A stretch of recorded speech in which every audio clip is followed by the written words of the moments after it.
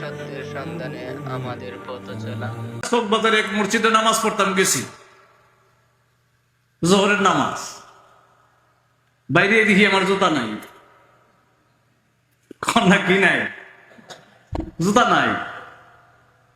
এখন আমার জুতা নাই, আমি যদি চিন্তা করি মসজিদ কমিটি ভালো না, মসজিদ ভালো না, ইমাম সাহেব ভালো না, তাহলে এটা বেক করলে আমি চিন্তা না, কথা কয় না। এখন যে পৃথিবীর জমিনে কিছু আরম্ভ হয়েছে বাবা, মাজারের আশেপাশে যদিও পাগল ছাগলে গাঞ্জা খায়, অশ্লীলতা করে, কিন্তু আল্লাহর ওলির কোনো দোষ আসেনি, কথা কয় না কেন? এখন মসজিদের ভিতরে জুতা নিছে গে আমার সুরে, মসজিদের দোষ আসেনি না মসজিদ কমিটির দোষ আসেনি? তবে দোষ আছে যদি মসজিদ কমিটি কিছু সুরের সাথে কিছু যুগ যা সম্পর্ক টম্পর্ক থাকে। মাজারের খাদেম গুলা যদি কয় আজ থেকে মাজার এরিয়ার ভিতরে গান বাজনা যা আছে, অশ্লীলতা গাঞ্জা মাঞ্জা সব বন্ধ, আর কেউ পারবো নি? কথা কয় না, পারবো নি? মাঝে মাঝে আপনারা ইকরামবাসী বলে থাকেন উপর দিকে থুথু মারলে কই পড়ে, কথা কয় না, কই পড়ে? মাজারের ভিতরে যদি, মাজারের আশেপাশে যদি অশ্লীলতা না থাকতো, ইসলাম বিরোধী কাজ না থাকতো, পৃথিবীর জমিনের যত নম্বর মুসলমানই কন মাজার বাংলার লেগে আইলো নইলে, কথা কয় না কেন? আইলো না তো। দুষ্কার কন্যা খা টেকা রুজির দাম দায় লিগা খাদেমরা দেয় খাবেলা, খাদেমরা কি দেয়? খাবেলা, নারী পুরুষ একসাথে। আরে বাপরি বাপ, গাঞ্জার আসর কমপক্ষে 500, প্রতিটা আসর থেকে বলে 1000 টাকা করিয়া, তাহলে রুজি আসেনি? কারে বেছে? বেছে কারে? আল্লাহর ওলিরে বেছে, আল্লাহরে বেছে। বেচছে আল্লাহর ওলির উপরে একটা দুর্নাম আনে, অন্য আল্লাহর ওলিরে সাধারণ মানুষ দিয়ে বেজ্জুতি করা, এগুলা কি আমাদের কলজায় মানে? কথা কয় না, মানে? আল্লাহর কসম করে কই, যারা মাজার ভাঙতেছেন, ভাঙ্গেন, একটা জিনিস মনে রাখেন, আপনার আম্মারে জিগাইয়েন, বাপরে জিগাইয়েন, দাদারে জিগাইয়েন, নানারে জিগাইয়েন, নানা শ্বশুরে জিগাইয়েন যে আপনার আব্বার আব্বা, আব্বার আব্বার মাথাটা রেখেটাই লিংটি করলে মুসলমান বানাইছে। ঠিক দিয়ে আসতে হয়, এই ঠিকটা বড়ই গো, কন্যা ঠিক। সত্যিকার এই পৃথিবীর জমিনে 360 আউলিয়া না আসলে এই মাহফিলের ভিতরে টুপি লাগায় বল লাগলো না, কথা কয় না কেন? 360 আউলিয়া এই পৃথিবীর জমিনে, এই বাংলার জমিনে আসছে, সিলেটের ভিতরে আসছে, বাংলার আনাচে কানাচে, প্রত্যেকটা জেলায়, প্রত্যেকটা উপজেলায় এক একটা ওলি, এক একটা টাওয়ার হইয়া নেটওয়ার্ক দিয়া আপনার ভিতর থেকে নেফাকটা বাহির করে দিয়ে আল্লাহর ঈমানটা ঢুকিয়ে দিয়েছে, ঠিক কিনা? এটাও তো সাধারণ জিনিস না।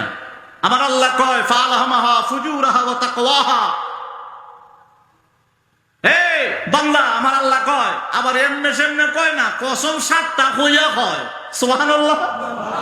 কয়টা কসম কয়? কথা কয় না। আপনি একবার আপনারে জ্বালাইছে, আজকে 1 মাস পরে আবার জ্বালাইছে, 1 মাস পরে আবার জ্বালাইছে, বারবার জ্বালায়, আপনি কইবেন আল্লাহর কসম তোর লগে আমার সম্পর্ক নাই, কথা বলে না। আগে কইবেন আল্লাহর কসম, এরপরে কইবেন উদ্দেশ্যটা। উদ্দেশ্যটা কি? তোর লগে সম্পর্ক। আগে কসম, উদ্দেশ্য হলো সম্পর্ক। আল্লাহ কসম কারে, কি কসমটা আপনার জবান দিয়ে আগে খারামু, এরপরে আমি সূরা সাম তেলাওয়াত করুম। উপরের দিকে আসমান আসেনি, সবে কথা কইতে আসেনি? দিনের বেলা দেখা যায় তো, রাত্রেও দেখা যায় না? আচ্ছা, আমার আল্লাহ 1 নাম্বার কসম হইল ওইটা, সকালবেলা 9টা থেকে 9:30 দুহার সূর্যের যে দুহার যে আলো, ওই দুহার সময়ের কসম কারে। ওয়াশ-শামসি ওয়াদুহাহা, ওয়াশ-শামসি মানে শুধু ওয়াও ওয়াকটা দিয়া, ওয়াও কসমিয়া, সুবহানাল্লাহ। ওয়াও ওয়াকটা দিয়া আমার আল্লাহ কয় আমি কসম করলাম ওয়াশ-শামসি ওয়াদুহাহা, দুহার সময়ের সূর্যের যে আলো, ওই সময়ের কসমটা আমি আল্লাহ খাচ্ছি, সুবহানাল্লাহ। কষ্ট হইতেছে না? বেড়া যে বস্তু এমনি এমনি যেতেছে গা মানে আয় পড়তেছে কি করুম কষ্ট হইতেছে নি ফিনিশিং দিমু এখন 2 নাম্বার কসম আমার আল্লাহ কয়। এখন কঞ্চন দিহি এখন রাত্র না দিন আল্লাহ রাস্তা কথা কোন রাত্র না দিন ঘরের ভিতরে গেলে ইলেকট্রিসিটির এই বাতিটা যদি অফ করেন অন্ধকার না আলু তাহলে বোঝা গেছে কি রাত কন্যা কি আমার আল্লাহ কয় দিনটা সরাই দিয়ে একটা অন্ধকার গুটগুটে রাত্র একটা করে দিই ওই অন্ধকার রাতের কসম খাল্লাম সুবহানাল্লাহ কন্যা। আচ্ছা কালকে যখন সকাল হবে প্রভাত হবে সূর্য সাদিক হবে তখন আলু দেখা দিবনি আলু দেখা যায়নি এই আলুটা যে দেখেন আমার আল্লাহ সূরা শামসে এবার 3 নাম্বার কসম কয় তোরা যে দিনটা দেখতাছস তোরা রাত্রে বেলা রাতের অন্ধকারটা আমি দূর করে দিয়া দিনের আলুটা দিয়েছি ওই আলুটার কসম করলাম ক নম্বর কসম কথা কয় না এবার 4 নম্বরে আমার আল্লাহ কয় তোরা তো খালি সূর্যই দেখলি রাত্রে বেলা একবার আসমানের দিকে তাকায় দেখি না আমি সুন্দর করে একটা চাঁদ উড়াই দেই আল্লাহ কয় ওই চাঁদের কসম সুবহানাল্লাহ বলেন।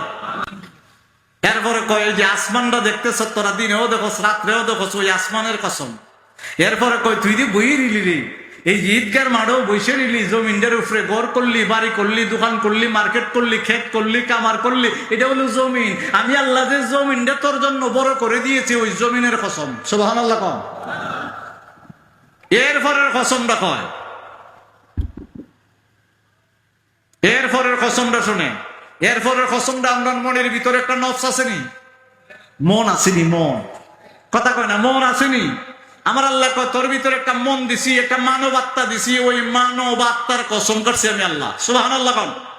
এরপরে কয় ফালহামাহা ফুজুরাহা ওয়া তাকওয়াহা আমি তোর মনের ভিতরে একটা আবেগ দিছি এই আল্লাহর রাস্তা আমার দিকে চান এখন কথা 7 কসমের পরে কয় আপনি কসম খাইয়া কইতেছেন তোর লগে আমি কথা কইতাম সম্পর্ক আল্লাহ 7টা কসম খাইয়া কয় বান্দারে 7টা কসম খাইয়া কই ফালহামাহা ফুজুরাহা ওয়া তাকওয়াহা তোর মনের ভিতরে একটা আবেগ দিছি আবেগের ভিতরে 2টা খাসলত দিছি একটা বালা একটা খারাপ একটা বালা আর জোরে একটা বালা যারা খারাপ খাসলত নিয়ে চলতেছে এরা ওই মাজার ভাঙ্গে কথা কয় না করে যারা ফালহামাহা ফুজুরাহা ওয়া তাকওয়াহা খারাপ খাসলত নিয়ে চলে এরা কি করছে মাজার ভাঙ্গে আর যারা খারাপ কাজলত নিয়ে চলতেছে এরার মাজারের আশেপাশে ইসলামী শরীয়ত পরিপন্থী কাজ করে কথা কয় না ঠিক নেই। সুন্নিয়তের প্রচারের স্বার্থে ভিডিওটি লাইক কমেন্ট ও বেশি বেশি শেয়ার করুন আমাদের সাথে থাকুন।